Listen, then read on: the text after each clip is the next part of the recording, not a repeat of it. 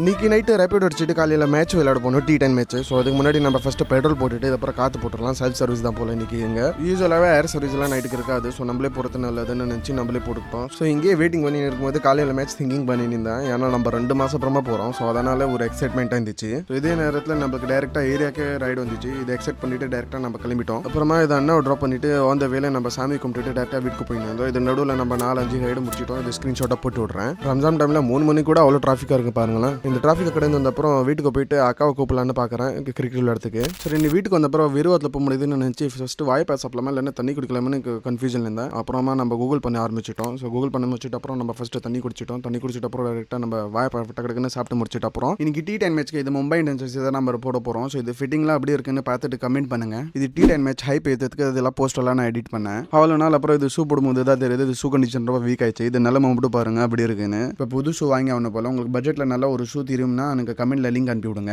கையில் பிடிக்கிறது கூட இடம் இல்லை. இது பாருங்கன்னா பால் இங்கே பேட்டு சாமான் ஃபுல் பேக்டாக இருக்குது. வண்டியில் போயிட்டு டேரெக்டாக நம்ம கிரவுண்டுக்கு போகலாம். ஃப்ரெண்ட் அனுப்பிட்டு நான் பீச் பிடிக்கிறதுக்கு ஃபஸ்ட்டு 2 பால் வாங்கிட்டு இது ஒரு ப்ராக்டிஸ் பால் இத்தனை வர வந்துட்டேன்னு. ஸோ இது ஒரு ப்ராக்டிஸ் பால் ரொம்ப ஹைக்காக இருக்கும். பார்த்தாலே தெரிஞ்சிருக்கோம். விளையாடி இது ஸ்கின்னே போயிடுச்சு பாருங்களா. வாங்க ஃபஸ்ட்டு போகலாம் டக்குன்னு. இன்றைக்கி ஒரு சம்பவம் இருக்குது அவ்வளோதான்.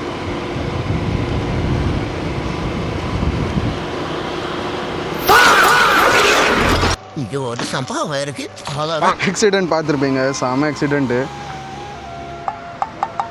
டேரெக்டாக வண்டி நடுவில் நிறுத்திட்டான். ஃபோன் கீழே விழுந்துச்சுன்னு பார்த்து. ஸோ அதனால் டேரெக்டாக நம்மளும் மோதிட்டோம். பார்த்துருப்பீங்க ஸ்பீடு கூட நம்ம எல்லாம் 30 ஸ்பீடு தான் இருந்திருக்கும். இப்போ பார்த்தீங்கன்னா இருக்கும் மீரர் போயிடுச்சு. ஸோ இதோ இருக்குது இங்கே மீரரு.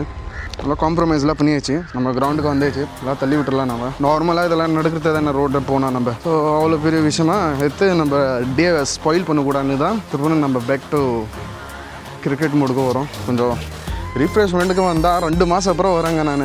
2 மாதம் அப்புறம் சரி ரீஃப்ரெஷ்மெண்ட்டுக்கு வந்து கொஞ்சம் ஏதாச்சும் விளையாடலான்னு பார்த்தா காலையில் செம்மையான சம்பவம் நடந்துச்சு.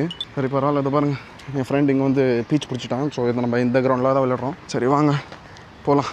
Heads and that's in heads. फिर से वाइट टॉस जीते थे और रिटर्न बॉलिंग क्या लेगा bowling ஃபர்ஸ்ட் bowling வாங்கிட்டு 81 டார்கெட் கொடுத்தாங்க. ஸோ நான் ஃபர்ஸ்ட் பால்லே அவுட் ஆகிட்டேன். இதை பர்ச்சேஸ் பண்ணும்போது லாஸ்ட் பாலில் ஒரு பால் 5 ரன் வேணுங்க.